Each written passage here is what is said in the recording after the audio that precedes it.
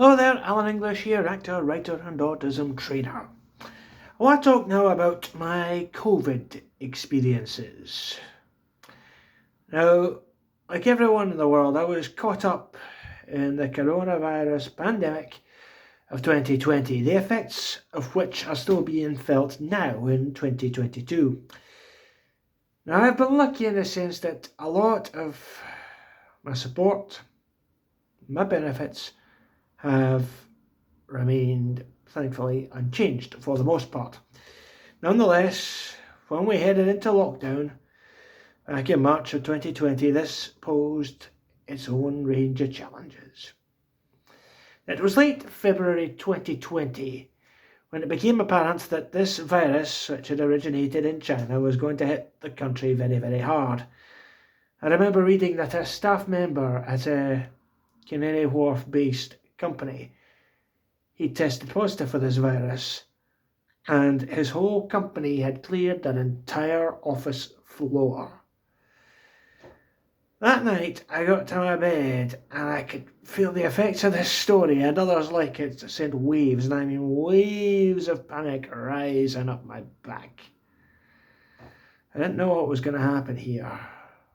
No one did. It felt very strange and apocalyptic. I kept in touch with my family and various support workers, and it was through their counsel that I managed to stay afloat mentally. This was essential, and because this is a very common story here, all my usual activities dried up. I've started to come back over the last couple of years since 2021, but since 2021, 2022, but it's not quite the same world that we left when we went into lockdown. All my usual activities, they dried up: theatre auditions, workshops, as well as the autism training that I did, at least monthly cultural events I had planned on attending, like St. Patrick's Day, the Brighton and the Edinburgh festivals. They were all cancelled. Now, many artists' careers were either significantly set back, or they were completely devastated by the whole situation. That's not an overstatement. Across the autistic community here in London, many of us felt really anxious and insecure over our situations. Many autistic people, myself included, have experienced mental health problems, and the COVID situation made this worse for a whole lot of people. I watched our Prime Minister in March 2020 deliver the notice in lockdown over this very device that I'm recording this tutorial on. Delivering the notice on lockdown and the new rules that we would all have to follow. It felt very Orwellian in its way. To prepare, I stocked up on food on the advice of my family, but I never felt that need to panic buy. I was baffled by all the pictures and news stories I saw back then of people bulk buying loo roll. Alongside, that was baffling. That was really, really strange. Come on, let's admit that. Wow. Now, alongside this, the stockpiling of the food, I had to adjust in some other minor ways. To begin with, I started wearing a mask. Now, I wore a scarf around my face initially, and I think in retrospect this was the most effective way, but after about a few months, between a few months to a year, I started wearing a small reusable mask that for shorter outings. It was just easier to remove than the scarf.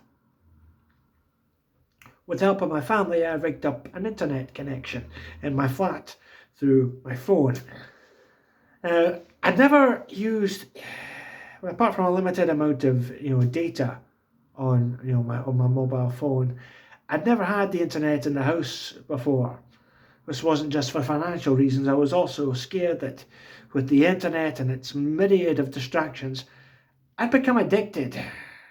And to a certain extent, I have.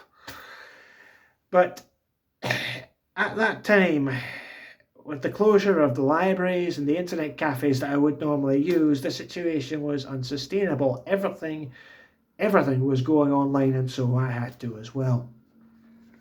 to maintain a level of fitness and to try and break up my day, I started walking for long periods and over long distances around London. Now that felt weird.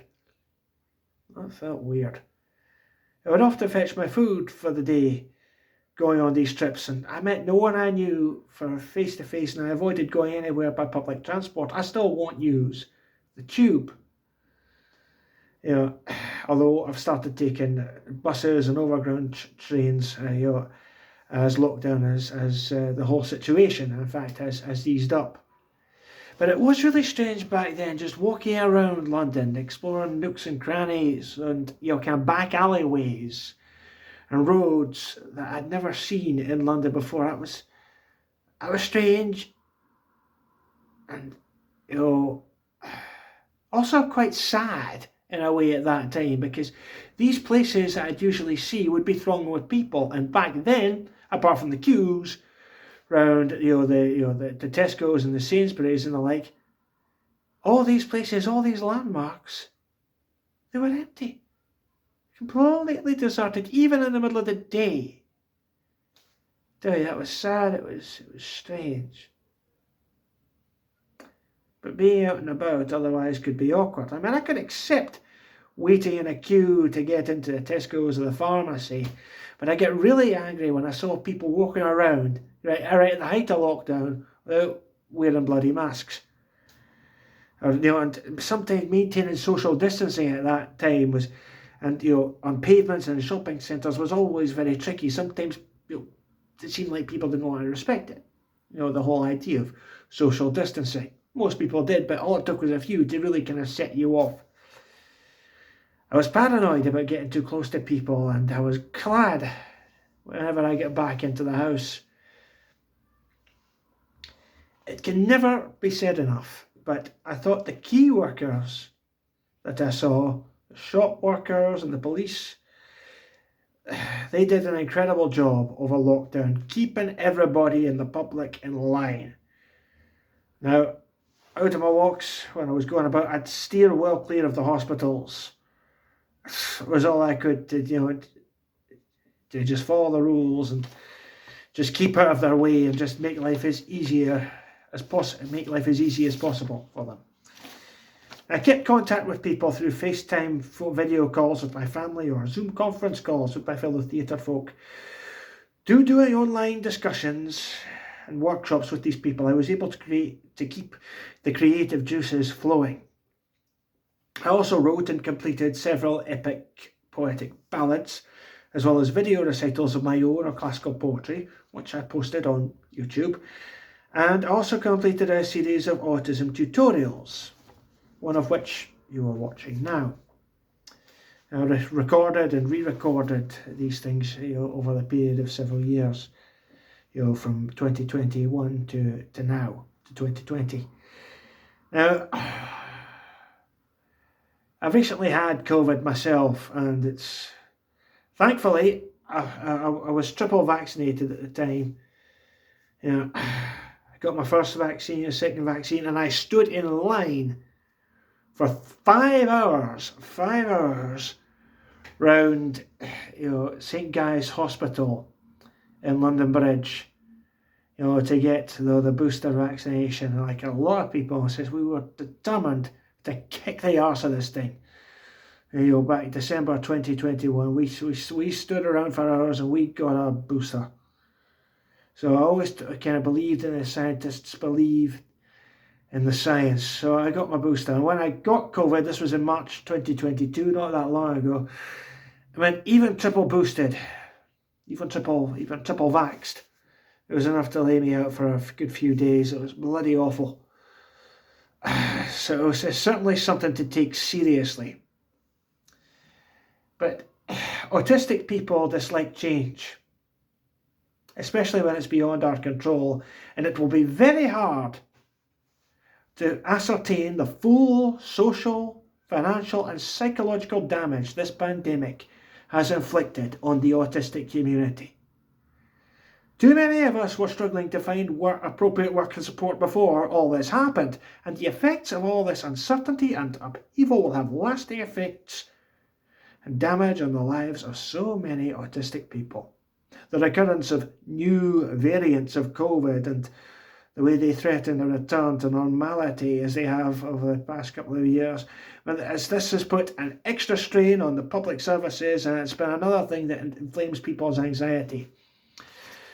So this situation has been bad, but it's just been that little bit worse, psychologically for a lot of autistics. And I am thankful that throughout this period I've been able to cope as well as I have.